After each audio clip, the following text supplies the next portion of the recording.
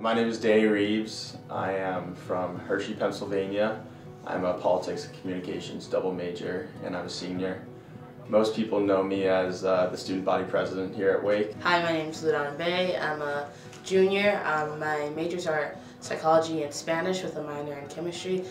And some of my campus involvement is I'm a senator with the student government, and I'm also the vice president of the African and Caribbean Student Association. My name is Brian Quackenbush. I'm a senior. I'm a communication major, and I'm a Kappa Alpha fraternity member, as well as I try to go to RUF as much as possible. My name is Sarah Walter Bryant, and I'm a junior. I'm from Concord, North Carolina, and I'm a history major with minors in psychology and sociology. In campus, I'm involved in, I'm a tri-adult, so I'm involved in my sorority and also RUF, and I also have a job off campus. My name is Dominic Peters. I'm a sophomore here, philosophy major, and I'm on the men's soccer team. My name is MK Morris. I'm a freshman. I live in Angelou. My major that I'm intending right now is clinical psychology, and I think for my minor, I think I want to do creative writing. I suffer from depression.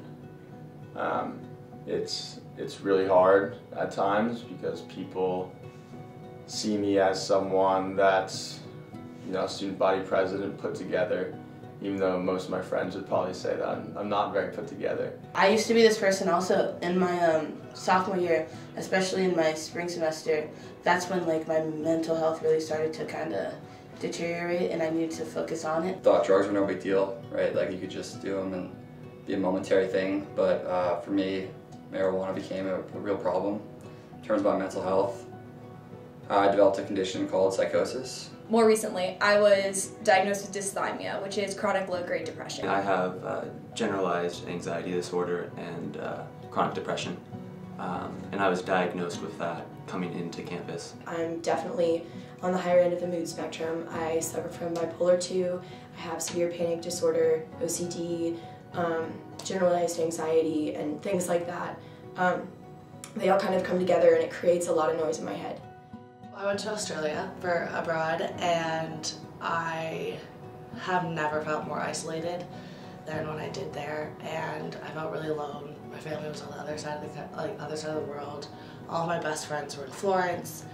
A lot of stuff happened, and I just felt really overwhelmed, and everyone was like, "Oh, you're abroad, you're in Australia, like you shouldn't be upset, or you shouldn't feel it," but you can't, depression follows you. It's you can't just turn it off if you go to a cool country.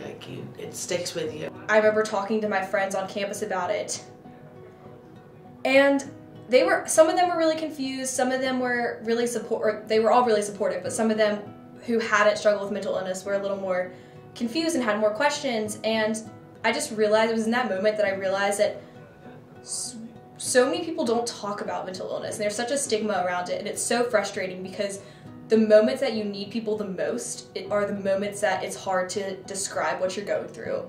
People always see you and think that you have a certain level of, oh, he's got it going on. And I remember thinking that to myself too, is after I won president, was, I should be really happy right now. And I remember so clearly being at a pre-game off campus with all my friends, surrounded by all these people that I care about and love, and just feeling empty inside, and the feeling of,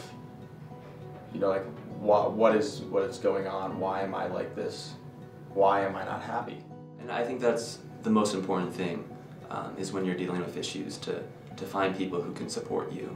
It wasn't until my professor was like, "Hey, have you ever thought about going to the counseling center or the learning assistance center to talk about these problems that you have with tests?" And I was like, "No, what are you trying to say? Are you this is a type of me trying to admit that maybe I had test anxiety was admitting some type of weakness." At Wake, where there's so much social pressure, so I think that if there's more awareness at Wake, which is what I want to see about mental health, and more involvement where people know, okay, this is a real thing and so many people struggle with it and it's okay and it's not your fault, then I think that more people will be prone to realize it and to not be so quick to judge other people who do struggle with it, even if they don't understand.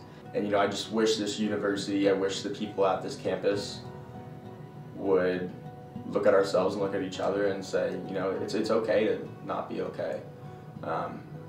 And I wish, if anything, students that watch this and see me on campus and think, you know, that guy's good, just know that I'm not, and you know, you're not alone.